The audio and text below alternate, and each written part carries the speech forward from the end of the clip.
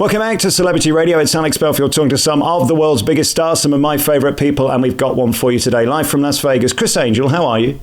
We're doing good, We're doing as good as you possibly can, considering the circumstances that we're all going through. But, it makes you reflect. It makes you appreciate the moment. And, I think you have to take the moment you're in and make the best of it, because you don't know how many moments you're going to have on this earth. You are Las Vegas's greatest show for Celebrity Radio last year. What an incredible time it was for you to go into Planet Hollywood, and then this hit, and there's no show anymore. I mean, this is a leveler, isn't it? There's been nothing like it before, and hopefully nothing like it ever again. Well, to think Vegas would be closed one day would be something that you could even fathom.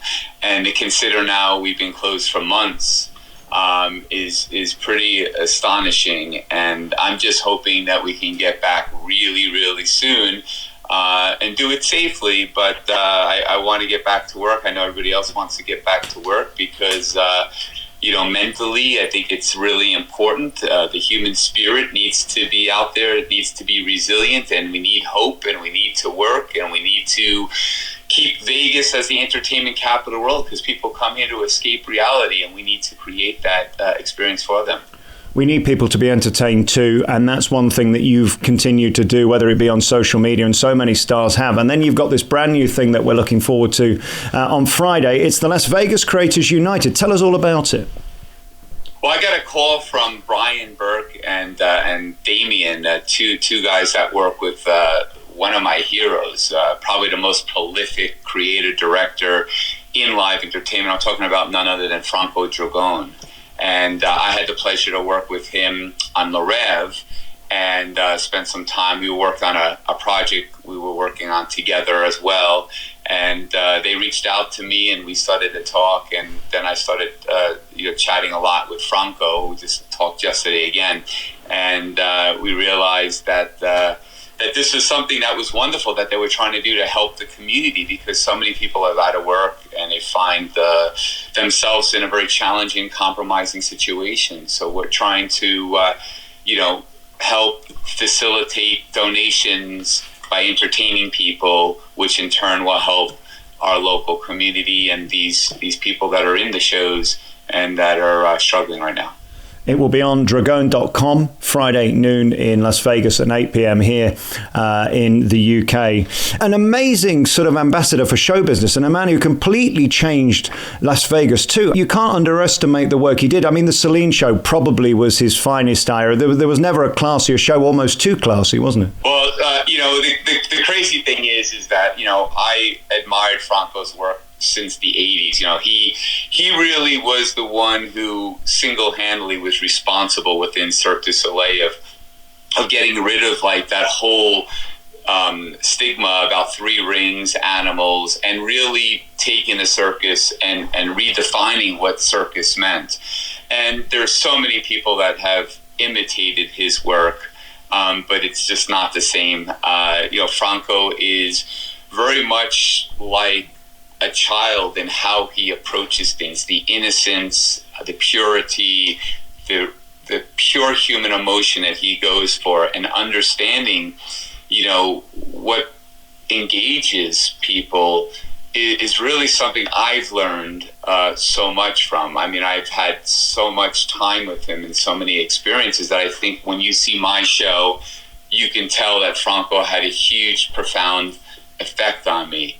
And, as an example, a masterpiece, Fellini, Dali, all coming to life, And so we're going to talk from his humble beginnings, and, he has evolved and transformed so much, and his work has transformed Las Vegas and the world of entertainment so much. I want to, really dive into his process and what inspires him, and how he works with the human body. And I know one of his favorite books is called The Empty Space by Peter Brook.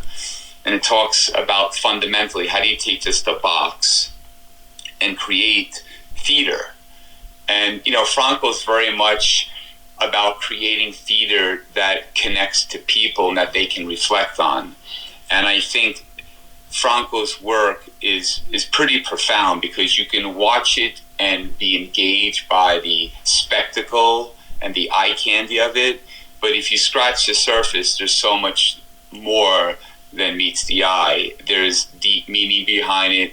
It's about what's going on in his life, what's going on in the world. And he kind of takes all of these forces and utilizes it as the colors that he paints with. And really, he was telling me a story which is just amazing. There's a scene in O where there are housekeepers that come in, like housekeeping services, and they start picking up clothes and doing things. And that happened when he was in creation. He was working on the show, and when he was leaving his room, that's what he saw. And then he was like, I want to put that, because this theater represents a very special place that has a lot of history, and so many people come through it. It's about life, it's about death, it's about black, it's about white. And so, it really is so fascinating to get inside his mind. And I'm going to get the chance of a lifetime to spend some time with my friend via Zoom, and we're going to talk, and everybody's welcome to watch and to get inside his brain and to see his process. And I think it's going to be a huge benefit to the entertainment community here in Vegas, because not only because of the donations, but really because if you're an artist, in any spectrum of that word, this is a man that really is going to give a tremendous insight to people about that process and about how he created the most brilliant show in Las Vegas, which has, been the best-selling show in Vegas since it started. And you can see the history of Cirque and how it changed when he left the company, and it became kind of cookie cutter, and it didn't work. It didn't have the heart. It didn't have the soul. And it really is him and his creative vision and his heart and soul that created such a successful business. Do ask him if he saw Run and what he thought of it. We actually had talked about that a little bit, but he likes to see shows that people say are bad, because he says you can learn so many amazing things from them. Right. And he sees shows that are great. He's somebody who can find the good in anything. And, he treats people with such respect. He treats his staff and the folks that he works with in a very unique way, because he doesn't try to make you do something that you're not good at. He tries to celebrate who you are and tries to utilize your skills in a way that just celebrates them, as opposed to looking at weak points and trying to cultivate something from them. He looks at your strengths and tries to celebrate them. He's such a wonderful person, and I'm just this is a hero of mine, and I'm going to get to spend an hour or two, whatever it takes, to really get into it with him, and to really, how did that curtain come about in O when it flies away? It's the most amazing opening other than The Lion King, isn't it? It's just mesmerizing. Right. It's magnificent. So how did that evolve? What was the genesis of that? Or the piano, when the guy's playing the piano and it just goes underwater, which is such a poetic, it's a tableau. He has so many tableaus, his works. How does he create a tableau?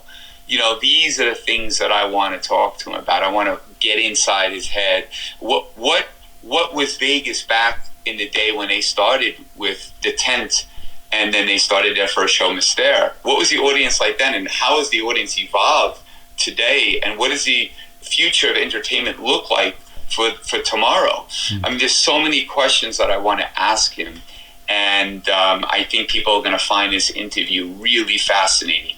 I don't think anybody in theatre has ever made me feel more. He is the king of making you feel and emotion. And that's what theatre really is, and that's what you do. You can see the exclusive interview with Dragone and also Criss Angel live Friday noon in Las Vegas on the West Coast, or in the UK at 8 p.m, 5 p.m, of course, East Coast. It's Las Vegas Creators United. You can donate there and watch this fascinating interview. You talk about the future of Las Vegas. I have to ask you, less than a week since Las Vegas opened, when do you expect to be back? When can we see Mind Freak again live in Las Vegas? Well, I'm waiting just like everybody else. I honestly don't have a lot more information than has been put out there. And it's really because it's a moving target, right? I'm hoping to get back to work this month in some form or another. But the truth is, if there's another outbreak, that could set things back. So I guess this first phase, we're going to reflect and see what the data shows us and whether or not, when we can go back. But I'm really itching to get back and very excited about that prospect. In any form that I go back in is going to be something that I'm going to come back, with such a desire to entertain and engage and to love and to show people the most incredible show, because when you're away from it, and I've never taken a break like this since I can remember.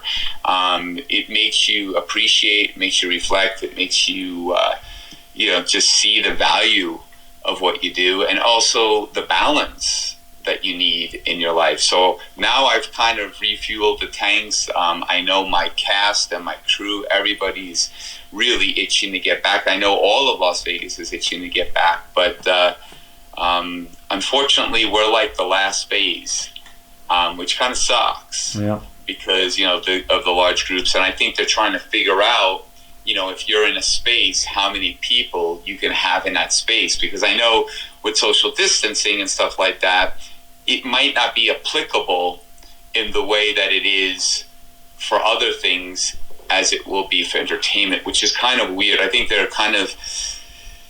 lot of the governors, or the governor is making the rules up kind of as they go along. Well, nobody knows, do they? That's the problem. We've never been here before and nobody wants to take the risk. I guess there's an insurance risk too. You can't ask 2,000 people to come into your theatre who could end up ill. Nobody's going to insure the show. So there's all that stuff bigger than you wanting to do it is not the point, is it? No, it's not. And it's a very true point, because I've had productions in California reach out to me saying, hey, we can go back to work, but we can't get insurance because no one will cover us. Would you be interested in, if we utilize your studio or your theater? Or so there's been a lot of conversations. It's really unprecedented, obviously, and there's a lot of things that will affect when we go back to work. But you're right to point out the simple fact that, somebody comes into the theater, they get sick, they claim that they got sick because they came in to see your show and somebody infected them, and then there's a lawsuit. So I think all of those points have to be addressed. And I think by and large, we have to take some responsibilities upon ourselves. Like when we go out, we need to practice our own social distancing, wear a mask, allow us to, if we know that somebody's sick or we have somebody that has an immune system that's deficient or compromised, you can't go and subject yourself or the ones that you love in situations that are going to make you vulnerable. So I think some of that has to be personal responsibility, but yes, you need to have some guidelines about a responsible, safe way to have a protocol, but no one is really, there's no rhyme or reason, because if you think about everything that has happened and what people were saying, and then instantly all that's kind of like,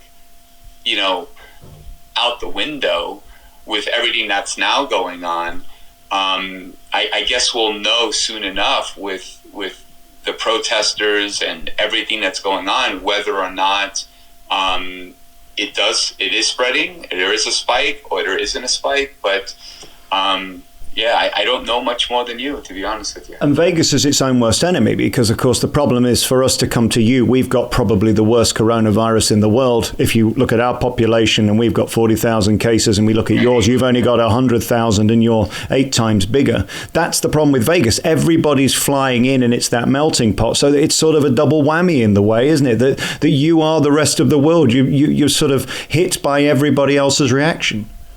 Well, that's another very, very good point. Yes, absolutely. And I think that in the initial phase, like right now, I think people are getting in their car and they're driving. I know the airlines are offering like really cheap tickets to come out here. And I also know that some casinos downtown were offering free tickets, free flights to come out here. The experts, which at this point, I don't know if they know. Right. So there needs to be somebody that takes the bull by the horns and says, "Hey, these are the guidelines." If you're in an arena, let's just say hypothetically, and you could practice the social distancing of 6 feet, and you have a row in front of you and a row behind you, and people not sitting next to you until a couple of seats, that should be the protocol that makes sense with what we've been following up to this point. But they're kind of saying, from what I'm hearing, and I don't know if it's true or not, but that is not the case. Well, your biggest enemy is getting in and getting out. Your biggest enemy is the toilet and the bar, isn't it? Because theatres are just not equipped for 2,500 people to get in and out quickly, 2 meters apart. You'd have a queue 7 miles long all the way down to the Luxor, wouldn't you? Well, that's one of the problems. But the other problem, I think, it's each venue has its own set of its own criteria, right? Because some venues are laid out differently. So, they're trying to do something that would go across the board. But I don't really think that might be applicable because it depends upon where your exits and entrances are, how much space is in the hallway, how many entrances you have. I mean, where is the entrance to the theater? Like, there's so many different things that make it every theater, every venue, its own unique situation. It's a bit complicated, but conceptually, if you're an arena that holds 10,000 people, you should be able to have more than 250 people in the venue. Of course. Here's the outcome. I think the outcome is I will definitely be back because my show is really fiscally responsible. Even though we do this spectacle, I made sure that it was the operating costs and everything made financial sense. But there's other shows out there, other companies out there that will never be able to come back because they could never put enough asses in the seats to just break out even. So I think what will happen is the strong will survive and will thrive and own a bigger part of the market share. But the folks that can't, I think they're going to lose a part of the market share. So I don't think everything is going to come back. And I think it's going to be a real challenging time. I mean, we're real nimble because I tour with Raw. I'm able to, if they turn around and said to me, you're going back to Planet Hollywood tomorrow, or you're going to X tomorrow, whatever that place is, I'm ready to go. I can do a show tomorrow night. Is there any hope that you could go to Caesars and take Raw in there? Because if you can move it into an arena in New Jersey in 12 hours, you could take it across the street and put it in there. Is that a remote hope that if we can't open the Planet Hollywood and your show can't open, that's a possibility? I hope so. Because I don't see Planet Hollywood right now in the first phase. It's not. I don't see it in the second phase right now. And I, like everybody else, and in fairness to the folks that are working at Caesars, they don't even know exactly because it's a moving target. So I know one thing. I'm really nimble because I played on Broadway, I play in Vegas, and I tour. So I'm able to answer whatever question comes my way, and I'm able to answer it. I could do a show tomorrow night at 7 o'clock. Right now, I could be ready to do that show. I could load it in. We're ready to go no matter what. So I feel in some form or another we'll be, one of the first spectacles to come back. I just don't know where and when. Hopefully it'll be Planet Hollywood because that's where I'm set up, but I don't know. One of the things that's fascinated me about show business is that there seems to be little business within the show, and big theatres who are earning millions of pounds a week in England are begging for money because they reckon they're on the day before collapse, which to me is breathtakingly stupid and irresponsible. You mentioned their fiscal responsibility. If you were $1 billion in debt right now, is there any hope amidst this? Because I said 10 weeks ago, while social distancing is here, I can't see how any theatre could be profitable. It might open, but it might not be profitable. How can you get yourself out of $1 billion debt at this point, like Cirque du Soleil is in? Well, Cirque du Soleil is trying to, Guy Liberté and Franco Dragone might team up, and Guy is trying to potentially buy it back, along with other companies. So I think Cirque is going to have to probably sell, just because I think the damage is too great, and I don't think they have the stomach, because these are basically folks that are a private equity fund. They're suits. They're not like creative folks. And so if it's a diminishing return and it looks really bad for the future, I think they might want to cut their losses and get out. I know for me, believe it or not, whatever is put in front of me, our show will be profitable.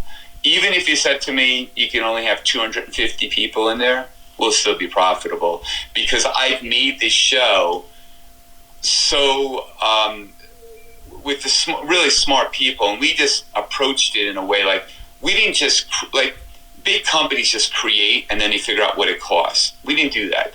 We figured out what a responsible budget was, both in pre-production and then both in the operating expenses, and then we backed into it. And so, my show is Cirque's food budget. Let me ask you two human questions before we finish. Firstly, this is almost a blessing for you. For the last 13 weeks, you've been at home with your family and they've never needed you more. Johnny Christopher has been very poorly. Firstly, how is he? And is this some sort of thing that was sent to slow you down? Because you never would have slowed down. You never would have taken 12 weeks off the show, would you? This has forced you to do that and given you the gift of family, hasn't it? Yes, and I will remember this time. And I bet my son will remember this time. My youngest son is probably too young. He's only 16 months. But Johnny Criss will certainly remember this time. And I wanted to use this time to leave something for both Johnny Christopher and Criss Lashani, that they'll remember this time and they'll remember their daddy doing this for them. So I am immersed right now in creating a miniature world. And it's this world that has it's when you look at a painting, it's static. When you look at a sculpture, it's static. It doesn't have any animation. What I've done is got involved in an art form where you take painting, you take sculpting, you take architecture, you take fabrication, special effects in a miniature world that really becomes animated. And we're doing this at a really, really high level. And I made it originally for my kids, but now we're doing them for Cure for the Kids. We're creating an attraction that kids can escape and control this world where, unfortunately, the world that they're in, they can't control, having pediatric cancer. So it's going to give them an escape, hopefully the desire to want to go to get their treatment, because at the hospital, at the clinic, will be this incredible world that they can play with and actually control trains and slot cars and all of this animation that they can have fun with. So we're doing it here now, and I've been so fortunate to work with this company, Woodland Scenics, who have sponsored me and who do this landscape and buildings better than anybody out there. And they're actually coming out to see me, which I'm very excited about. At the end of this month, we're going to talk about some business that potentially will materialize from this pandemic while I was making this. Because all of my work, all of the businesses that I do, it stems from passion. It's about what I want to do. It's about what I wake up in the morning thinking about and dreaming about. And I think that's really where you find the most success. And I think it's also the answer to a lot of the issues that we're currently going through. Because when you don't have hope, then you get yourself into problems, you get yourself into trouble, when you have something that you feel you can thrive at, and you can better yourself, and you feel a sense of self-worth, and you have people telling you and encouraging you, it makes you feel good about yourself, and you feel encouraged, like you can dream about doing this on a different level. And I think a lot of the problems that we have are kids today are growing up without that connection, whether it's being an actor, a musician, a magician, a doctor, whatever it is. They need to be exposed in these communities to things that will give them a connection, something that will take their energy and use it in a positive way. I know that's what happened to me as a child, and it worked really well, and that's what I'm trying to instill in my children. But I'd also like to look at, in the future, programs that reach out to the inner cities, to poverty-stricken areas, black, white, brown, doesn't matter, and help these kids find a connection to something that they love. Because with love, you have positivity, you have hope, you have all of the things that are the building blocks to a healthy, productive future in society. How is Johnny? Great. He's great. He's reacting really well. He's at the clinic right now. We laugh. We have fun every day. He is... him and Criss are like best friends. They make me laugh. And really seeing them and them just saying to me one word makes my heart melt when they go, Daddy. It's something that I could never imagine, never understand before I had children, but now it's given my life a whole new meaning, and it's probably underscored the reason why I want to be positive and I want to help, whether it's our local community with Franco Dragone, or it's Cure for the Kids, or in any way possible. I just feel so blessed, and I just feel the importance to help others more now than ever. You've helped deliver 50,000 meals. You did your second drop just last week. We saw the video of that. By the way, you can see all these clips on Twitter. Go to Criss Angel and on Instagram too. And it's a beautiful thing you've done. And you've put yourself at risk doing it, because let's face it, you don't need to get ill right now, because if you get ill, that's going to cause major problems for your family. So it was a very selfless thing to do.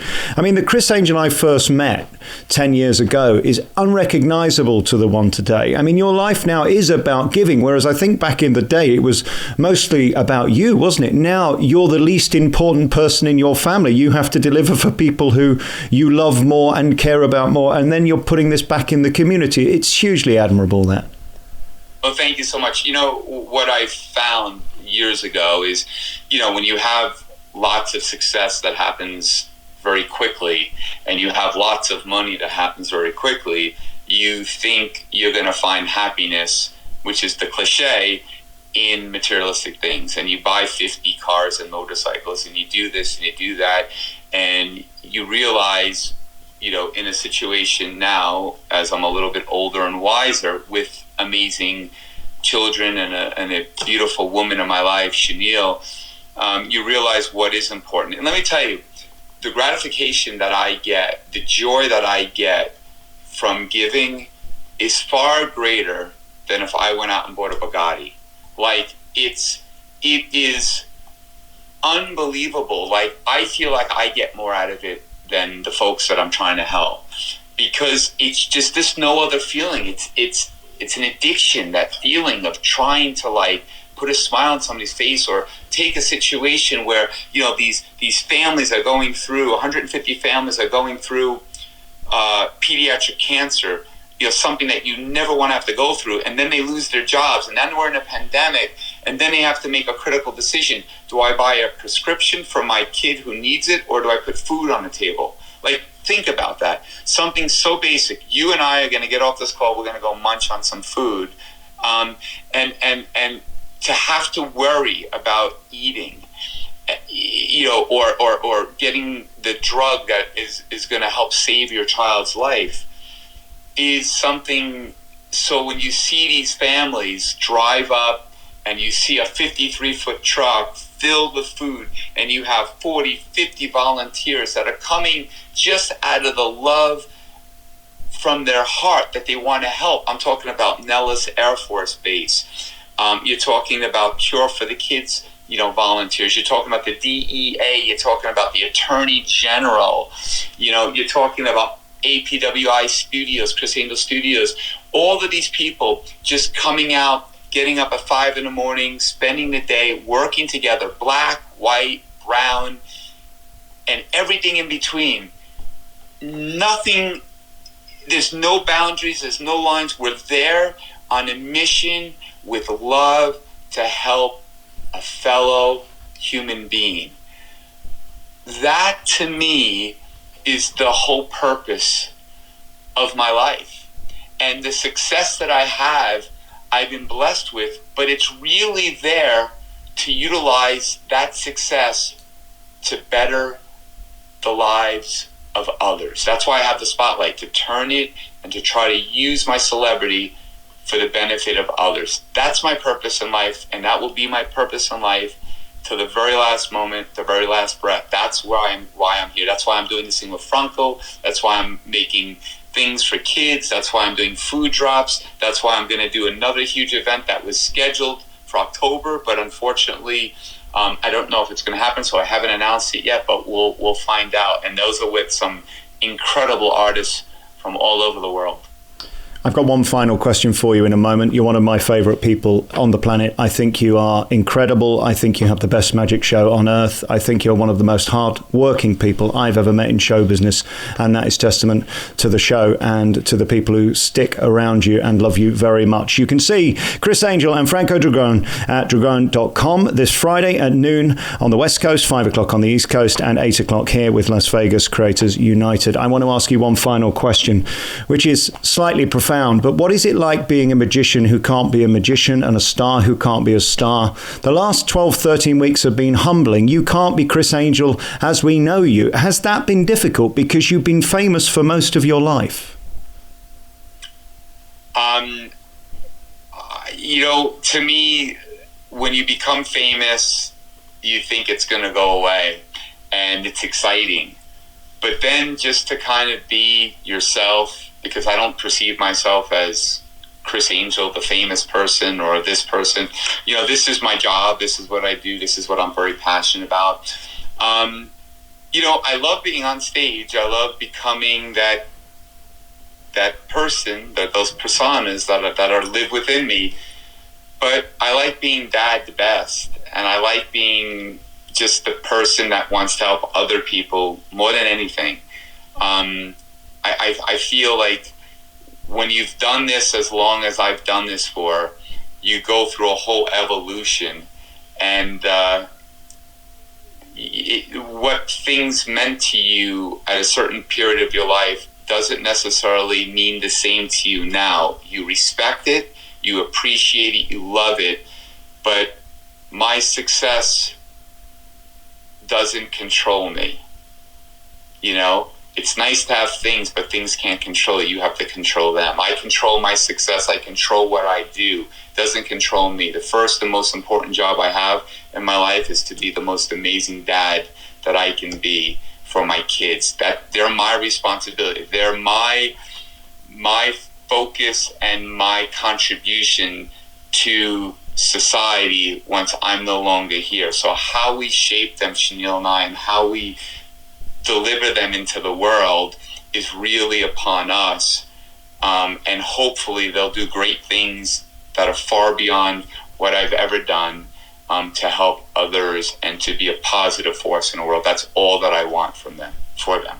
I've never seen a better magic show anywhere in the world. I've never met a man who works harder to deliver that magic show. I love you very much. Criss Angel, you can see him this Friday at midday in Las Vegas with Las Vegas Creators United. And you can see that at dragone.com and at crissangel.com. Find out more there. And YouTube, I'll get you some more information. But Alex, thank you so much. I know you were supposed to be out here now, but hopefully soon enough you'll be able to come out here, and Vegas will get back up and running in a way where we can have some dinner and have some beautiful times together. Thank you so much for doing this. This is really important. And make sure everybody, you watch my interview with legendary director, creator Franco Dragone.